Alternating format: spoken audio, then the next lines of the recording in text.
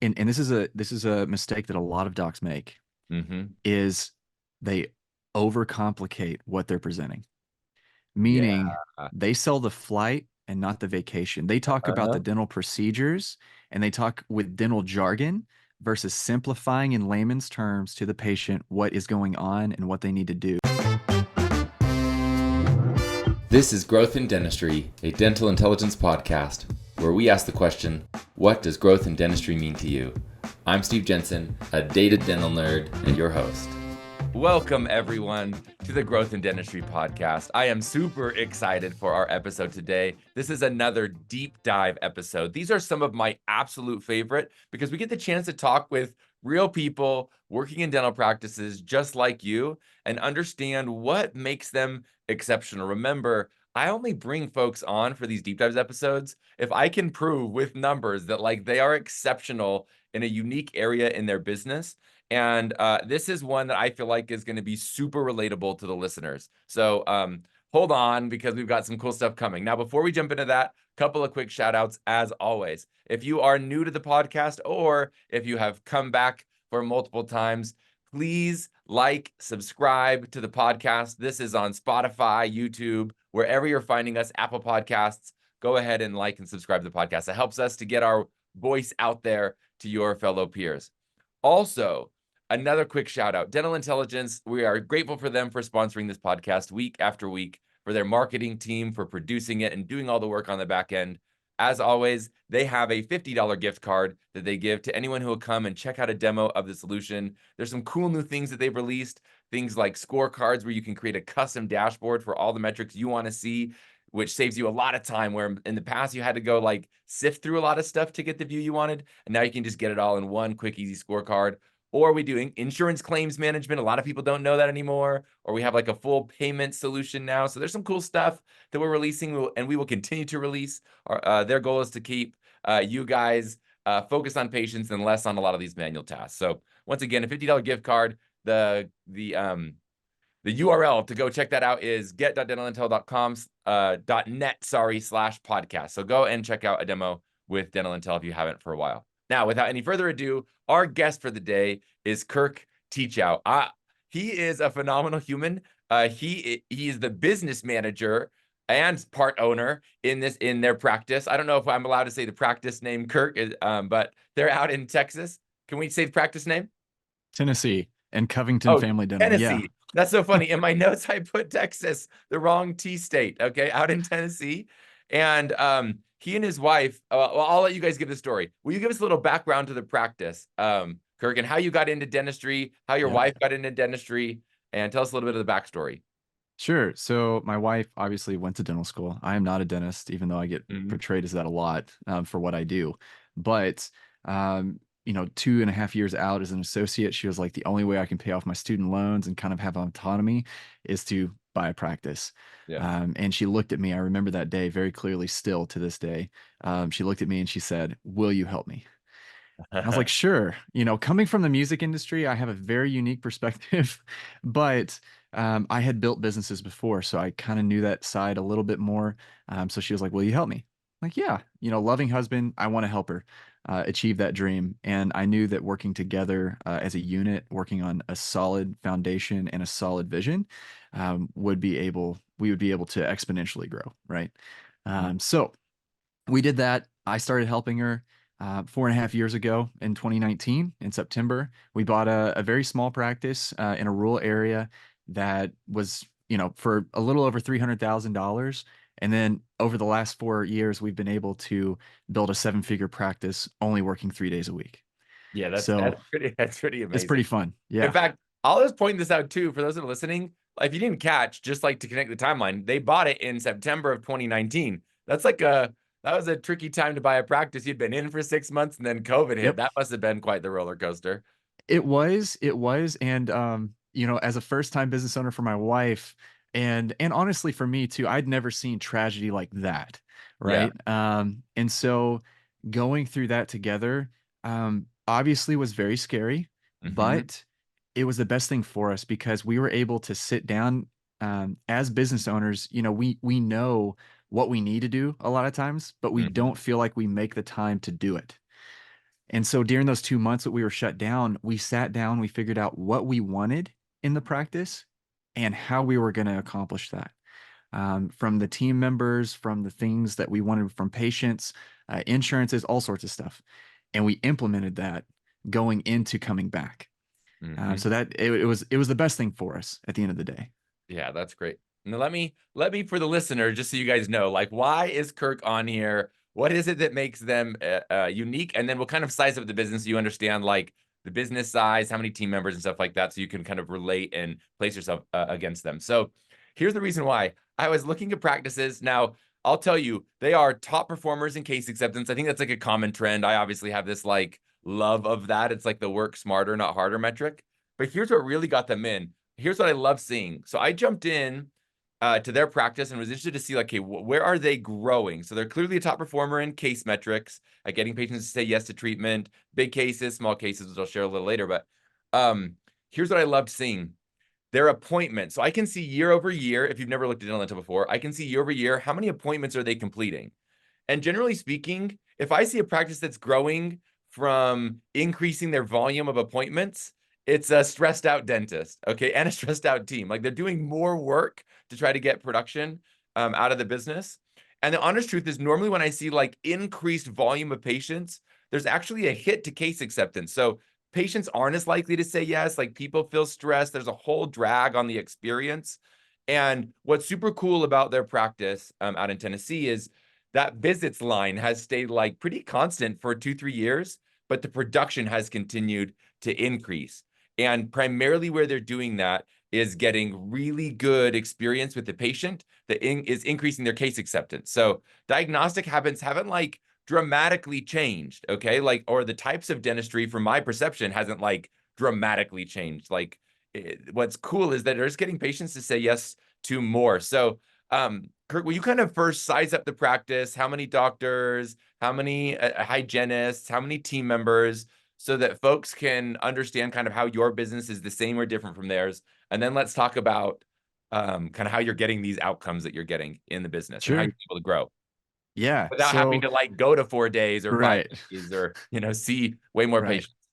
Right. And that's probably the biggest surprise when most people they're like, "Oh yeah, you have a figure practice." Like, Mhm. that's cool. That's cool. You're like, "Yeah, but we're outpacing you Yeah, on 3 days a week that's right. when you're working 4 and 5 days a week." And you probably have a much larger team than we do too. Yes. So we have two assistants. Now we have two doctors, so we have an associate, but that was only up until August of last year Hmm. that we started having an associate in addition to my wife. So up to then, it was just my wife. It was two assistants, two hygienists, and one front desk. Hmm. That was it. I would help in the front, but I would also manage the office. On the business side, I would plug in hoses that flew off in the middle of appointments and the ADEC equipment, all sorts of stuff, right?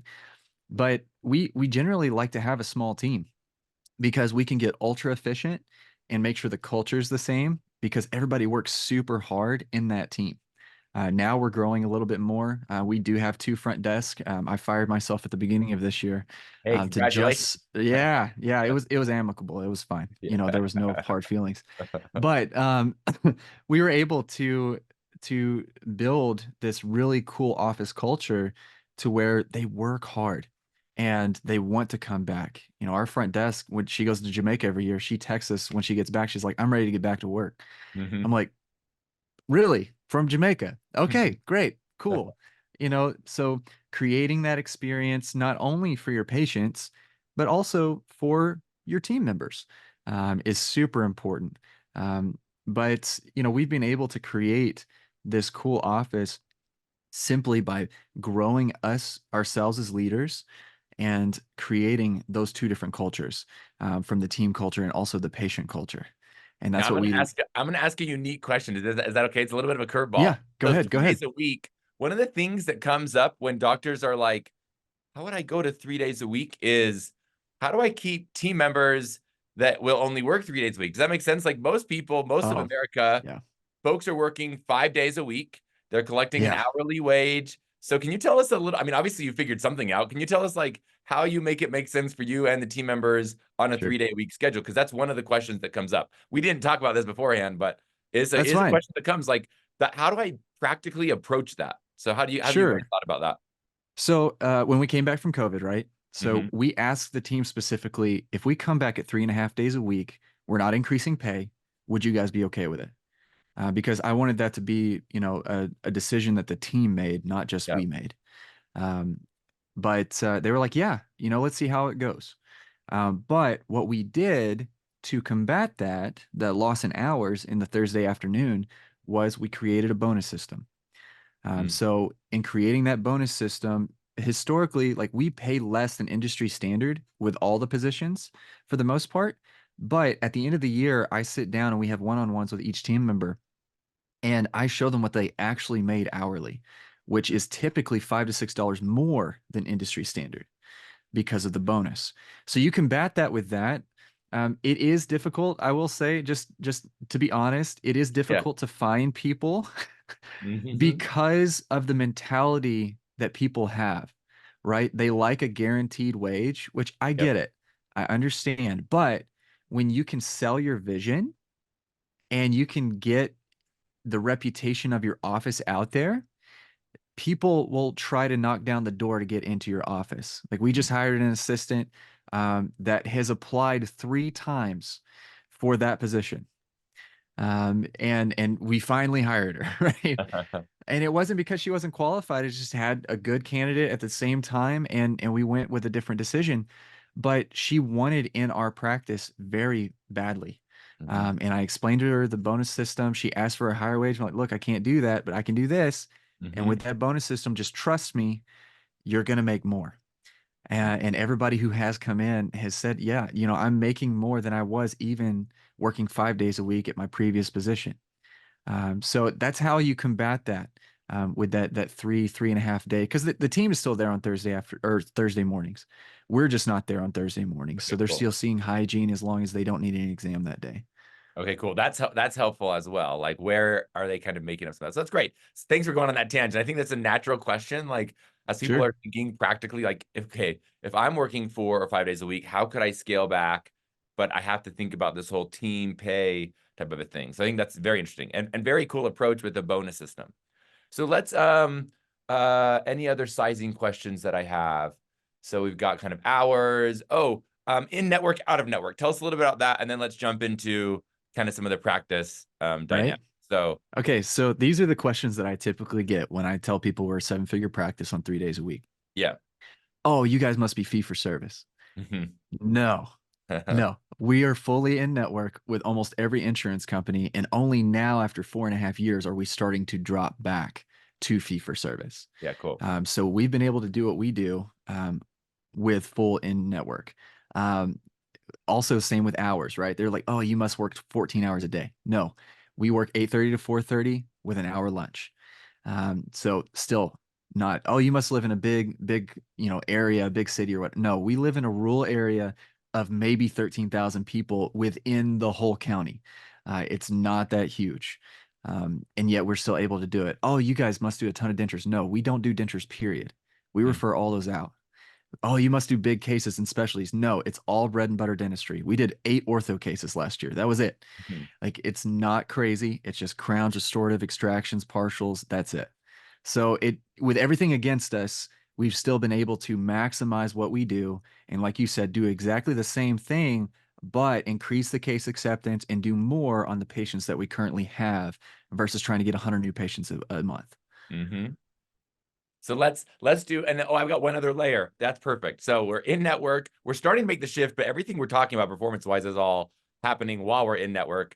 And then I don't think I got this out in the air, but about 1,700, a little over 1,700 active patients. So Yep. like I said to the listeners, I don't know about everyone, but like this is very relatable in terms of the practice. Like pretty standard dental practice with some pretty awesome outcomes on 3 days a week for doctor time. Okay, so let's talk about case acceptance because that's where, like, Kirk, I know that you and your wife have like a ton of thoughts on. You put a lot of Mm, intention there.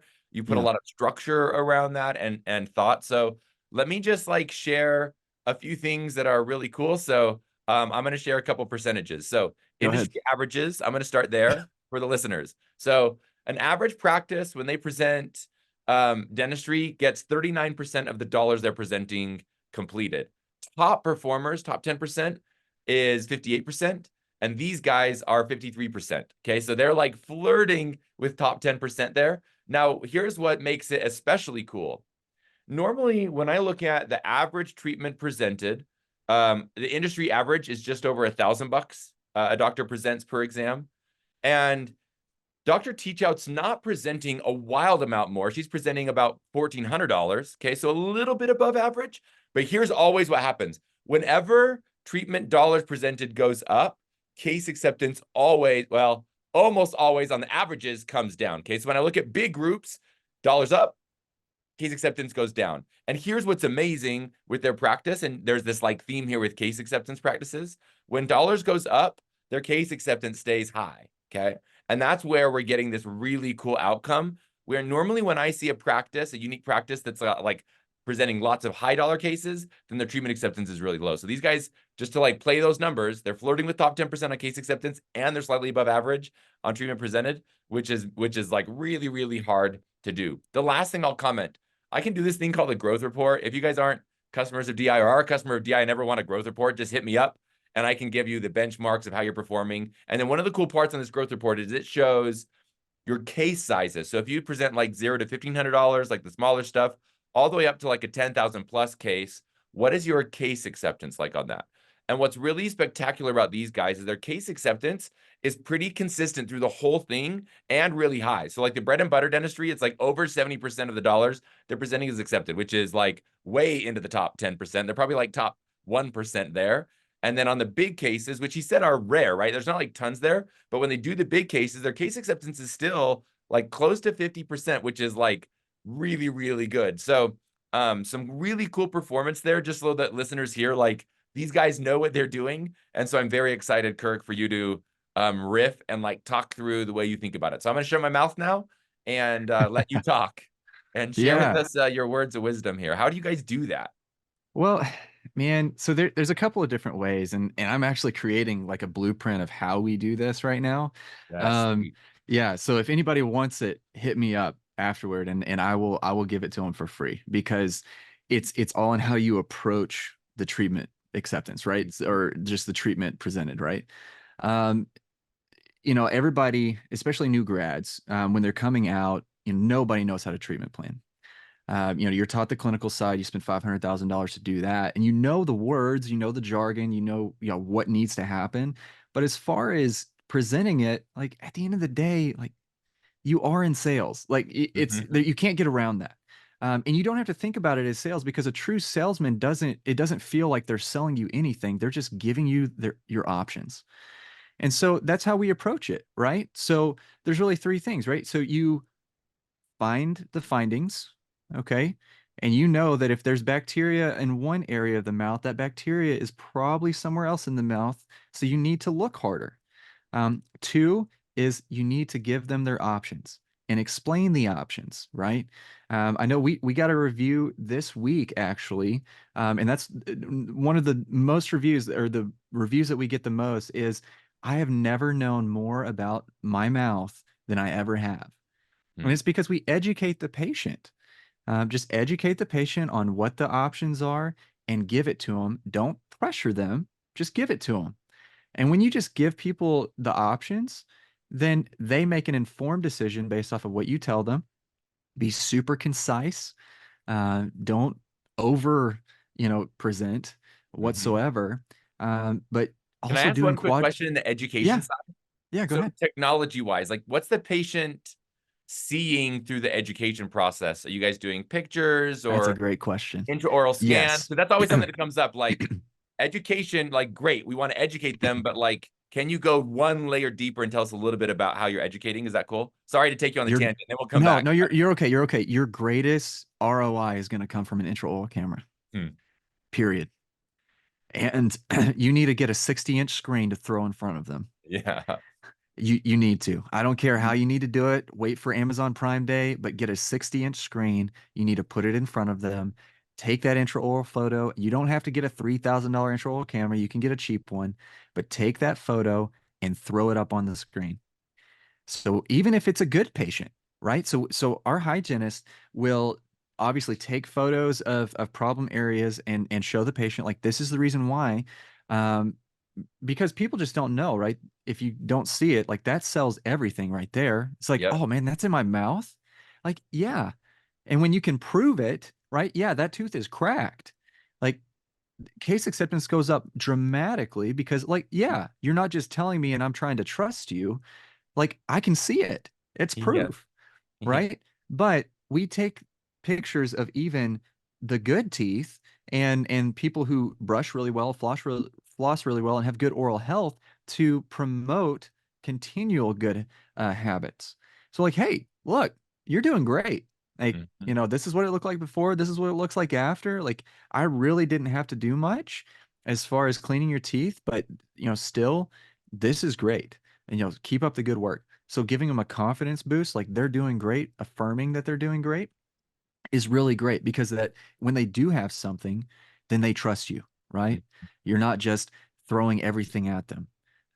But that's really, yeah, taking pictures, and especially if you're focused on larger cases, taking full-fledged pictures is important, if that's what you want to do. But taking intraoral photos, you have to take it on every patient. Yeah, and I'll just say this, like that is I'm not surprised that that's the answer. There's been this consistent theme that practices with high case acceptance do a really great job from a technology standpoint at creating a visual for the patient of their oral health, right? And that's a combination of the standard x-rays, but also this imaging tool, traditionally an intraoral scanner on a Yeah, screen that the patient can see. And I think that just goes to like, if you just go Google, if I just will really quick, if you just Google visual learning statistics in America or something like that, I'm sure the stats are really high. Okay, yeah. So the first thing that comes up, 65% of learners are like primarily visual learners. Here's another stat. 90% of the data that gets stored in our brains comes from visual cues, and 10 comes from tactical and audio cues. So there, I yeah, mean, like that makes sense, right? Like, and that's just like a quick little stat search on Google, but like people visually, if they can see something, then they're able to comprehend it. So we can talk all we want, but sure. that visual with the patient is what's going to have a huge impact on them understanding it and saying, okay, cool. Like I'm nodding my head with you now, and we're moving Yeah. forward with this. But to piggyback off of that, right, and getting kind of back to that original answer to your Yes. question, is and this is a mistake that a lot of docs make, Mm-hmm. is they overcomplicate what they're presenting. Yeah. Meaning they sell the flight and not the vacation. They talk about the Uh-huh. dental procedures and they talk with dental jargon versus simplifying in layman's terms to the patient what is going on and what they need to do. So the same thing with intraoral photos. Nobody knows what they're looking at with an X-ray. Yeah. No, nobody does. Uh-huh. Only the doctor and the hygienist know what they're truly looking at. And you can go all day talking about how that's decay in that dark area, Mm-hmm. but they don't know what you're looking at. Yeah. They're just looking at a picture on the screen. But if you Of can the scan. actually show them their tooth specifically and how it's cracked, it's much different. They know what a tooth looks like. Yep. Okay. Same thing when you're presenting treatment. You need to dumb that down to the most simplest jargon possible. You don't talk about posterior teeth. You talk about the Mm-hmm. teeth in the back of the mouth. You don't talk about anterior fillings. You talk about your fillings right here in the front, right? Mm-hmm. You don't talk with dental jargon. You talk in layman's terms to where they understand. And I think that's probably the number one mistake that I hear most, even with temporary doctors coming into our practice for like maternity leave and stuff, Mm-hmm. is they talk too much on a high level. And so they need to be able to bring it down in layman's terms and present the treatment to the patient in very simple, contextual statements. Yeah, that's great. I wonder if there's also like this caveat with technology, like don't let it get you too far into the weeds because you can start to see all this Yeah, stuff like, oh wow, like the nerdy yeah, doctor can come out and you might just like yeah. go way over the patient. So I love that. Like, hey, layman's terms, as we're presenting this with the visuals, I think is brilliant. Anything else you want to add onto this layer of the patient education piece? And then let's move on to like in my mind, I don't know if the next one's like we want to talk about like finances. How do you guys approach Yeah. that piece? Because there's one thing to like help them understand like you need this treatment. And it's another thing to get from, okay, like let's start talking about paying for this work. Sure, sure. So to finish that up, you know, making sure that the patient knows the options. Mm, Like I feel like most people prejudge patients, cool. Yeah. and they won't present certain treatment based off of the status of the person that they are, based off of whether they think they have money or not.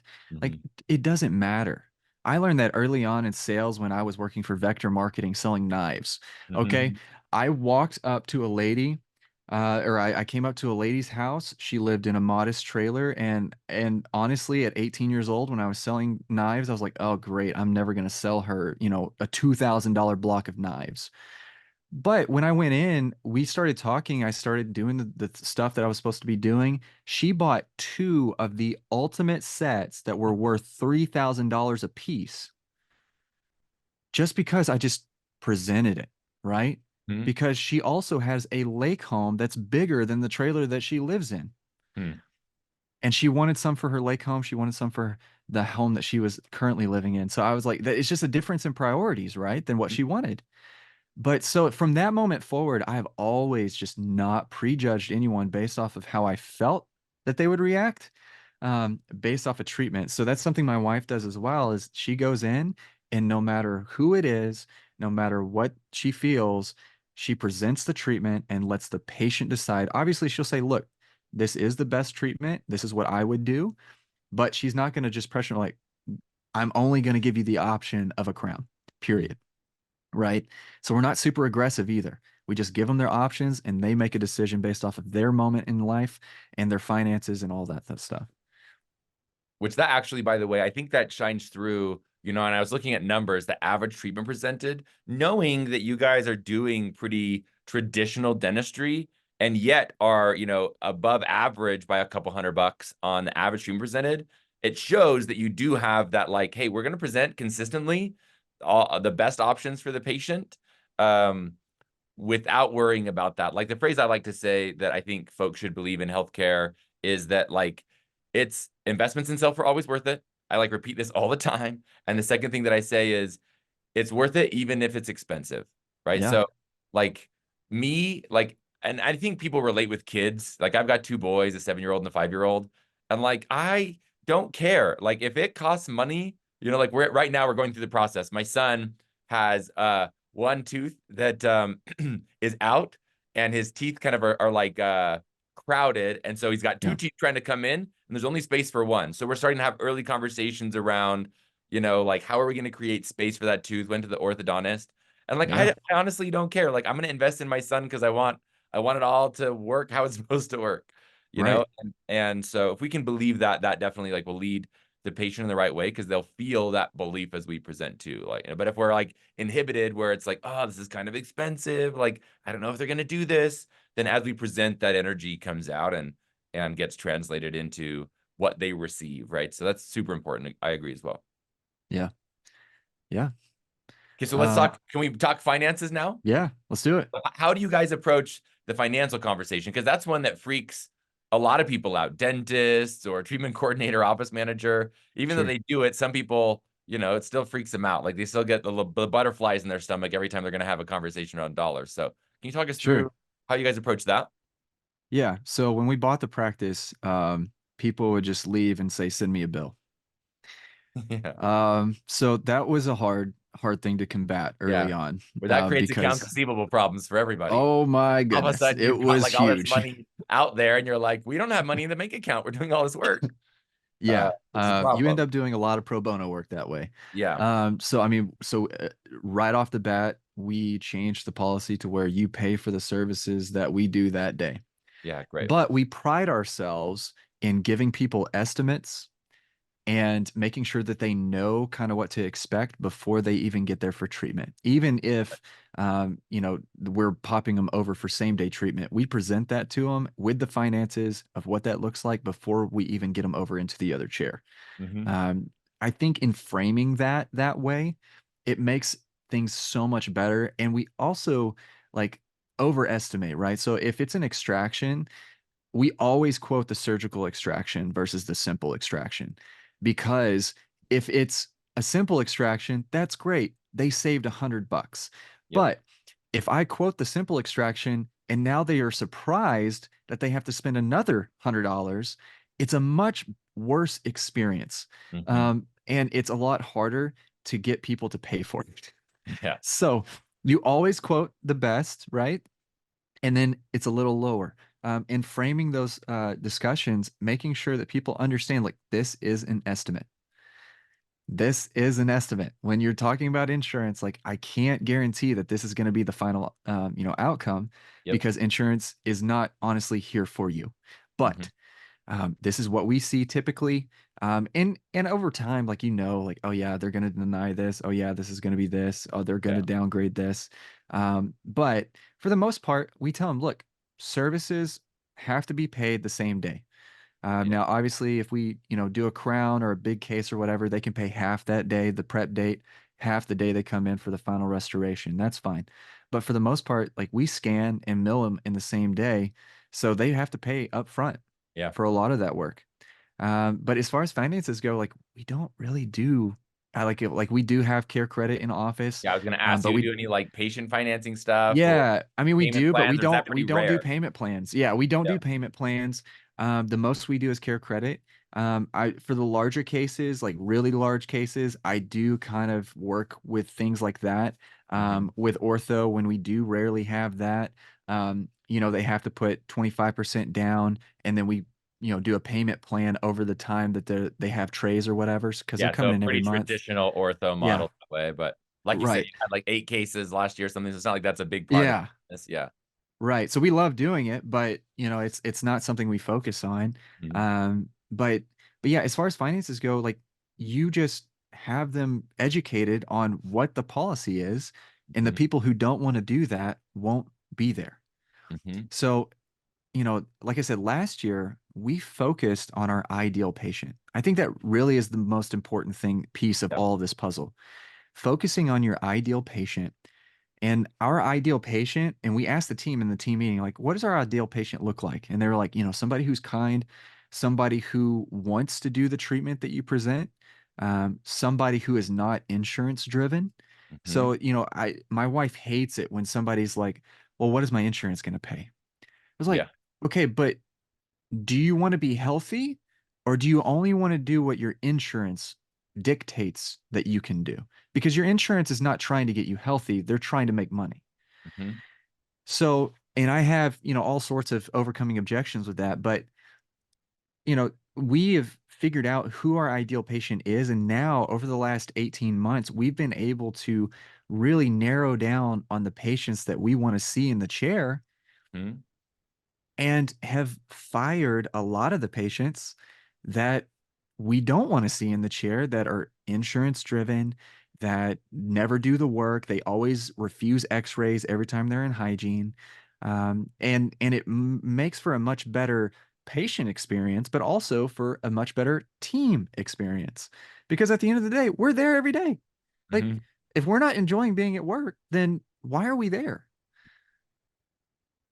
Now, I've got one more layer I want to like. Well, actually, before I go to this direction, because I want to talk patient experience a little bit. There's some, I kind of in the beginning just only highlighted case acceptance, but almost always when I see high case acceptance practices, there's also some other numbers that I put a lot of weight on for the patient experience. Those numbers are things like their hygiene reappointment or our pre-appointment meaning of all of our active patients, what percentage are scheduled to come back. So there's these like patient retention metrics where my belief is that if patients are always coming back, they're willing to schedule appointments, then that speaks to the experience we're creating in the practice. And then there's one other metric where you guys, and you're top 10% in all of those. There's one other one, new patient reappointment. So we like isolate just the new patients because that also speaks to experience. Like they have a chance to decide, am I going to stick with these guys or not? And you guys are top 10% performers in converting new patients into long-term patients as well. So I don't know if you want to like jump to that now, or if you have anything you want to like say with No, that's fine. acceptance. They all Yeah. kind of play into each other, but can you talk us through maybe I think let's start with the new patients. Like, what do they experience coming in? How do you guys approach that? Like, because you're getting lots of new patients to convert to ongoing. And then Yeah. how do you think about the ideal patient? Since you kind of walked into that, I think it'd be a great time to start discussing that, because you talk about firing patients, and sometimes I get worried because listeners are like, oh yeah, I'm going to fire all my patients, and then their patient retention goes way down, and then they're not seeing the business they need to see. So Right. you guys are letting some patients walk, but at the Yeah. same time, you are retaining more patients than 90% of practices in the US. So there's some Yeah. good stuff that's happening, so you can kind of afford to do that. So yeah, talk Sure. through some of the patient experience. Maybe what is a new patient experience? What's that first visit like? And Sure. then I'll just call this out as well. Patients who stick around at a practice multiple times are more likely to say yes to treatment, more likely to not cancel no show, more likely to pay their bills. So it's kind of this like self-fulfilling prophecy. They all play into each other. So okay, Yeah. I'll talk about Yeah. the patient experience a little bit. Yeah, so let me finish that. I guess the final thought on the firing patients, right? And Okay, yes, to cool. your point, like don't fire all your patients, Yeah. okay? Uh-huh. But you have difficult conversations with those patients, Yeah. and you give them the option, right? But we tend to shoot ourselves in the foot in fearing that firing that patient is going to just completely bombard and destroy our business. Yeah. It won't. You are not that significant. Okay. Yeah. Uh-huh. And that patient is not that significant. Okay. They're going to go out and birds of a feather flock together, right? So these terrorist patients, as I like to call them, as you fire them, they're going to go talk to their 10 friends who are just like them. So really, if you fire that patient, you didn't want the people they're talking to anyway. No. So really, they're doing the job for you by firing them. Mm-hmm. Okay. So now those patients that you didn't want are naturally not going to call you and not going to come to you. So it's a win-win, Yep. either way. So to finalize that, like the fear of the like, oh man, they're gonna leave a bad review. Like, cool, get better Yeah. reviews. Like And I even if they do leave a bad review, like 2 months from then, like it will feel painful in the moment, but a couple months later, you'll take a breath, you'll get some new good yeah. reviews in there, and you're like, okay, like okay, I had one person that doesn't like me, but I've got 1,700 that are having Well, a great experience. and Like, people can see through that, right? yes, People, when you have 1,700 or like us, like 500 5-star Google reviews, yes, and you have that one, I think we have like three total, you can tell that they're that terrorist patient. Like, yeah, and everybody can see through that when you yeah. have Like we all know so those many people where 5-star nothing will ever be reviews. good enough for them, and you Right. And like, people know okay, that. yeah, I know about Yeah. them. Yeah. And so like our mantra is never give anybody an excuse. So like Whoa. you act respectful, you act professional in how you handle the situation. You don't escalate to their level, Hmm. or de-escalate to their level, however you want to look at it. You do what's right, and you make sure that you're respectful, and then let them make an embarrassment of themselves, not yourself. Yeah, great. And people can see straight through that. Now, as far as the new patient experience goes, so I'm actually writing the SOPs right now for a front desk, Sweet. because it's important. So you always greet them with a smile. Mhm. You say, "Hey, Kirk, we appreciate you coming in today, because they chose you, like, Mhm. right? So they chose you. We appreciate you coming in today." And you always greet them with their name. So that's a number one thing. You greet Mhm. them with their name. "Hey, Kirk, we appreciate you coming in today." When you look at the schedule, you kind of know about who's coming in, right? If you have three females coming in at 10 a.m. and you have one male that's also coming in at 10 a.m. and a male walks through the door, there's about a 99% like accuracy there that that's going to be Kevin who's coming in at 10 Yeah. a.m. Yeah. Guess it's okay. And Yeah. if you get it wrong, make a joke about it, like, hey, Yes. I'm Play it sorry, off. like, yeah, I had three people coming in at 10 a.m. and around the same age, so Yeah. but I wanted to say, hey, Becky, right? Hmm. But use their name with a smile, greet them, appreciate them for coming in and choosing you, allow them to come into the reception area or the patient lounge, not the waiting room. Hmm. Okay, we don't want people waiting. But before that even happens, when they call to make that new patient appointment, number one, we appreciate them for calling. Hmm. Number two, we talk up the provider.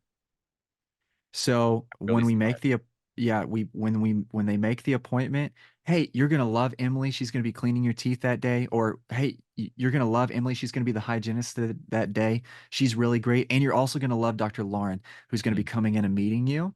They're both really great. So when you can talk up that provider, then now even if something goes wrong in that appointment, they've already started super high. Yep. So they're not going to start neutral and then just go down, Mm-hmm. right, to a bad experience. So they're going to start up here, Mm-hmm. especially if they've already gotten referrals from other people around the town that have already talked you up. So now they're talking you up, the front desk is talking you up, and the experience is already set to a bar. Now, we also tell people like, hey, we do it a little different here. We don't do the cleaning on the first visit. We like to see, what's going on in your mouth, see what kind of cleaning you need. We're going to take all the x-rays, the pictures. We're going to have you meet the doctor and the hygienist to kind of get you comfortable. And then we're going to decide, what kind of cleaning you need and go Mm-hmm. from there. Is that okay?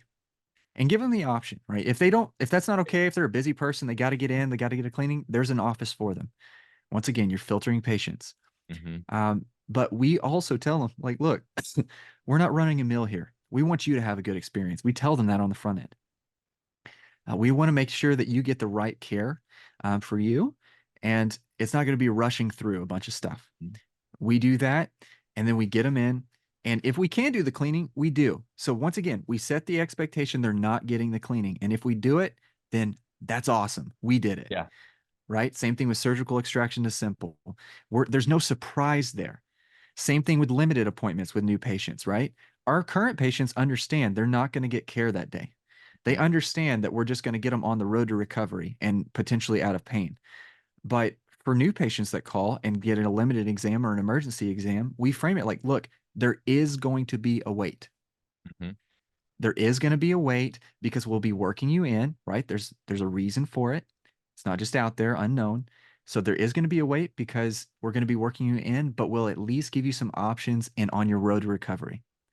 Yeah, great. So you're setting that expectation with all new patients. So that way, when you actually can do something, they champion you. They're like, man, they Mm-hmm. got me in. I thought there was going to be a wait, but even if there's nobody beside that limited appointment, tell them there's going to be a wait, Mm-hmm. right? Because when you can get them in, they're like, they got me back as soon as I Sweet. walked in the door. Uh-huh. Like, that's Uh-huh. awesome, right? You're setting the expectation up here. And when you can do it, it goes above and beyond. Great. And then that new patient is just a raving fan at that point, Mm-hmm. right? And then as they come to the front, once again, you collect payment, you make the appointments, all the things. But when they're leaving, hey, Kirk, we appreciate you coming in. Have a great day. Mm. Once again, you appreciate them for coming in as they're walking out the door. Another thing that we do with new patients is when they come to the front, we ask them how their experience was. I think that's an important question Yeah. because it makes them think, Mm-hmm. right? And we get more reviews because of that. So they 100%, I had, bet you do. right, Uh-huh. because they had to go back and actually think about the experience. It's Mm-hmm. not just them being a cognitive miser, just kind of going through the motions of going to a dental office. They had to think about that experience and, like, oh, yeah, it was awesome. So now it's embedded even more in their mind. Yeah, it's so And good. then when they go out the door, you appreciate them for coming, use their name, smile, and they walk out the door. Man, I'm like sitting here. This has been like tactical gold. Like if you're listening to this, you are sharing so much good. Kirk, where normally like a lot of folks struggle, they'll have a great practice, things are running really well, but they struggle to really identify a lot of these key moments and then articulate, hey, here are those key moment interactions we have with patients and some suggestions on how listeners might be able to improve. Like a lot of times advice we get is very like up here in the clouds, like, yeah, we got to give a great patient experience and make them feel great. But it's like, but how? And you just shared a handful of really good things on how we can help a patient feel good, feel welcomed, and then even reflect on their experience. That last piece was so good. Even then, like, I'm just thinking, like, if I was asked that question, like if I had a good experience in the practice, like I want the person who's asking the question, I want them to feel good because I'm like, man, you guys Yeah. did a good job. So I'm gonna like think and really try to come up with the best things that I liked about that experience and then share Yep. that back with them. And then, like you said, boom. Like when they get that text, it's like, will you share a Google review? I've just primed them to come up with like 2 or 3 things they liked, and then it's easy. Like, oh yeah, I'll just type that out again really quick because I already shared what I liked. Yep. That's really smart, and great. Like as a patient, I would love. I don't think I've ever been asked that question. Like, hey, how is your visit today, Steve? Like, what did you like about your visit? I don't think anyone's ever asked me that. And what a great question to ask patients on their way out. Yeah. Well, is there anything else you'd like to add? I always like to end with the question, what does growth in dentistry mean to you? So I think I'll go that direction unless you have any other tidbits before we jump to there. I think handoffs are very important. Ah, yep. So from the front's perspective, the assistant comes and gets the patient, or the hygienist gets the patient. If the hygienist goes and gets the doctor and the doctor comes in, then once again, we talk up providers. We Yep. talk up the next person that you're handing off. Like, Mhm. as a hygienist brings somebody to the front, like, hey, Donna's going to take great care of you. She's going to get your money situated and get your next appointment. Yep. Hey, Emily's going to take great care of you at your cleaning. Here she is. Hey, Dr. Lauren's going to come in and she's going to take great care of you. Mhm. Anytime that you hand off, you always talk that next person up with a Yeah. smile. And it makes, once again, it sets that bar high. So that way, even if something happens, it's not that big of a deal. So I'm going Yep. to end with that. But I as far love as that. your question, what does growth look like to me? Yeah. Personally, growth looks like seeing the same patients or seeing new patients, but being more tactical in, like you were saying, with our numbers, right? In Mhm. growing the practice without having to kill ourselves. Mm. Because I think that so many doctors burn out because they feel like they have to work harder, right? But it's not linear, right? So I think somebody else, I was listening to a podcast and he was talking about how it's easy to double your numbers. All you have to do is do the 80% that you're already doing in Yep. order to double your numbers. But if you want to 10x your numbers, you have to focus on the 20% that is going to have the most upside. Mm. So the way that you do that is by figuring out things like treatment acceptance percentage, and scheduling efficiency. So those are the two things that I look at in most offices that I coach is, what is your treatment acceptance percentage? And then also, what does your schedule look like? Because Mhm. I guarantee I can make your schedule way more efficient just by simply looking at it. It's like Mm. you think you're busy, but you have no idea. And it's Yeah. one thing to look at your schedule, have 27 fillings on it, and have a $4,000 day, or have a $14,000 day and you saw 8 patients and it wasn't chaotic. So I think that's really what it comes down to, is looking at the specific things, the 20% that actually has the most upside, that normally are very small adjustments.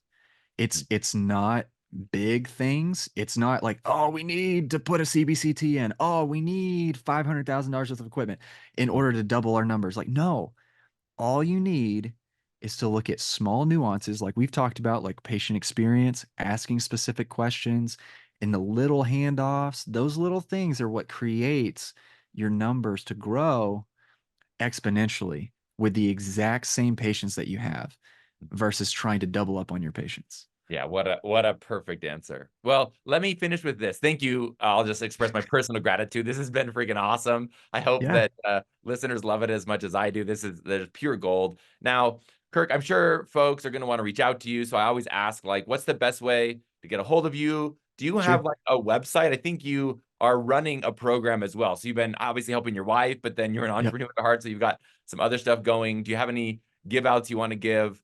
I'll Sure. let you share. So email, website, how can they get in touch with you? What can they check out? Yeah. So I have the 7 step like program kind of what, or the blueprint of what we did to be able to create a 7-figure practice. Oh, So you can super go to cool. the sevenfiguredentist.com, spell out seven. Otherwise, you're going to Okay, go the somewhere else. sevenfiguredentist.com. Okay, The we'll make sure that in the show notes. sevenfiguredentist.com. Yeah. And you can get that 7-step guide.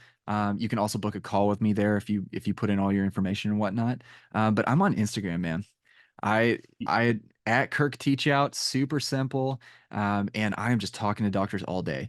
So Cool. like I said, if you reach out, I'll give you the blueprint once I'm done. Give you some SOPs if you need it, but just talk.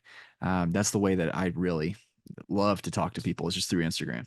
Yeah, I love that. And if I would absolutely take him up. I mean, obviously, if this podcast didn't excite you, then I don't know what you want to do in your career. But this is great. Um, I've loved the content. So thank you, Kirk.